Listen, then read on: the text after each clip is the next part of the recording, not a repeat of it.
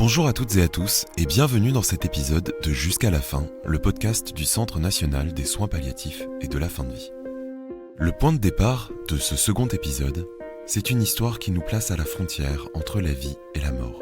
Elle nous oblige à faire face à des situations difficiles à résoudre parce qu'elles n'ont pas été anticipées ni préparées. Cette histoire, c'est celle d'un patient qui fait face aux séquelles d'un traumatisme crânien lié à un accident de travail. C'est un patient de moins de 30 ans qui n'a pas rédigé de directive anticipée ni désigné une personne de confiance. Tout ce dispositif, on va le découvrir ensemble aujourd'hui, parce que c'est là tout le nœud de cet épisode. Qui écouter quand le patient n'est plus en mesure de donner son avis? Qui peut prendre des décisions quant à la suite d'un parcours de soins? En bref, comment gérer cette incertitude?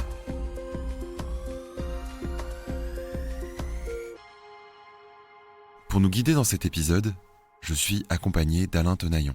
Il est ancien médecin réanimateur et a été confronté à de nombreuses reprises durant sa carrière à ce type de situation. Je lui laisse le soin de se présenter. Donc moi je m'appelle Alain Tenaillon, mon métier était réanimateur. J'ai donc exercé ce métier pendant une trentaine d'années, dont 20 années où j'étais chef de service à l'hôpital d'Evry. Je recevais des patients dans le coma et notamment des comas après accident de traumatisme, de crânien, de la route ou autre. Le patient, qui est au cœur de cette histoire, est dans un coma de plusieurs semaines classé en Glasgow 9. C'est un terme assez technique que l'on va définir plus tard dans cet épisode. Ce patient a des séquelles motrices et cognitives prévisibles et importantes, voire même majeures. C'est-à-dire qu'il a une paralysie et une perte de ses capacités intellectuelles.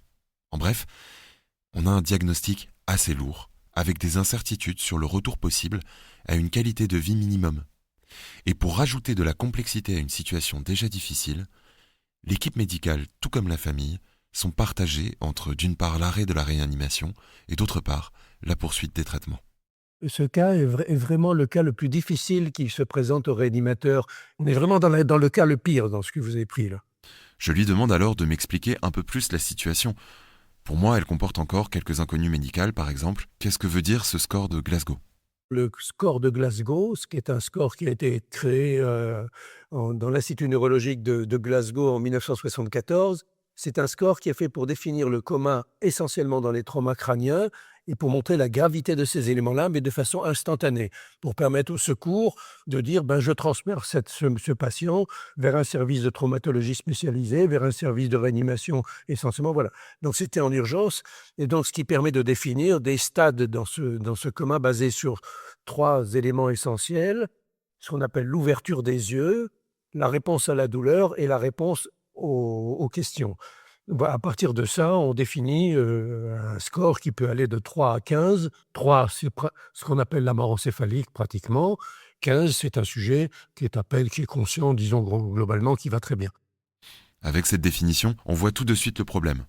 Une personne au stade 9 de cette échelle, un Glasgow 9 comme dirait M. Tenaillon, c'est une personne qui se trouve dans une zone entre 2 états.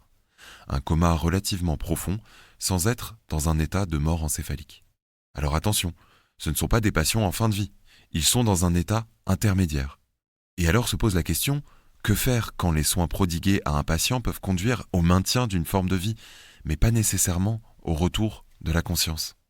Il y a effectivement pas de qualité de vie définie chez ces patients, mais ils ne sont pas en fin de vie, on peut les garder comme ça pendant des mois, voire des années.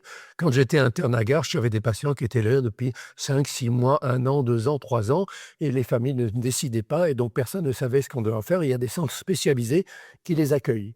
La question qui se pose est donc de savoir comment gérer une situation aussi terrible. Celle d'un patient dont les lésions ne permettront pas au retour à une certaine qualité de vie, mais qui en même temps peut survivre tant qu'il est alimenté et hydraté pendant des mois, voire des années. C'est au moment de la réanimation que se pose donc la question de pouvoir prévoir l'évolution de l'état de ces patients, qu'il soit favorable ou stationnaire. Et il y a actuellement dans les services spécialisés des possibilités avec le scanner, l'IRM fonctionnel, etc., des éléments qui permettent de dire ils vont évoluer plutôt favorablement ou plutôt rester dans ces états-là. Et donc, se pose à ce moment-là relativement tôt la discussion de est-ce que ça vaut le coup de continuer les soins ou est-ce qu'on doit arrêter les soins? Parce qu'à ce moment-là, ils sont encore dépendants de la réanimation et donc on peut effectivement arrêter les soins. Et donc, si on arrête les soins, ils vont décéder. On devine alors le sens de la notion d'acharnement thérapeutique ou d'obstination déraisonnable.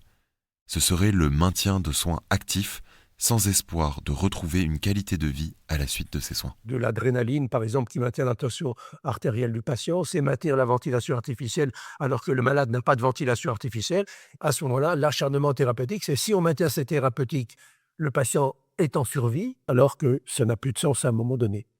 La décision de l'arrêt de ces traitements est prise par le médecin en collégialité.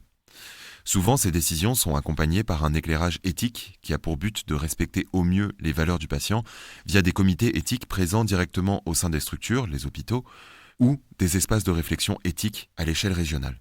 Depuis justement qu'on les réanimateurs se sont réunis pour définir un petit peu cet élément-là dans les années 90, on a défini une réunion collégiale qui réunit les infirmières, les médecins, les internes, les aides-soignants.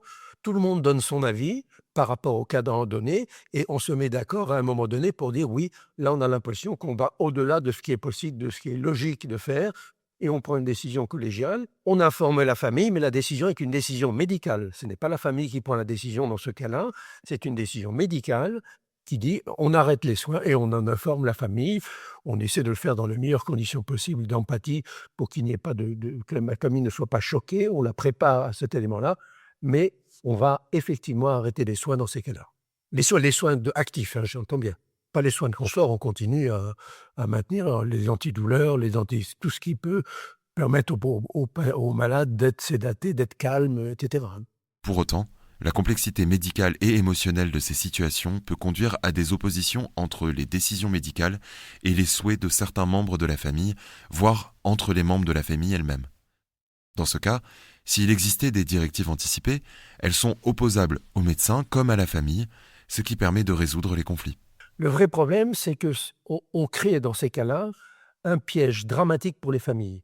Et là, on est dans le flou, puisqu'effectivement, on ne peut tenir compte que des décisions médicales anticipées du patient par rapport à ça.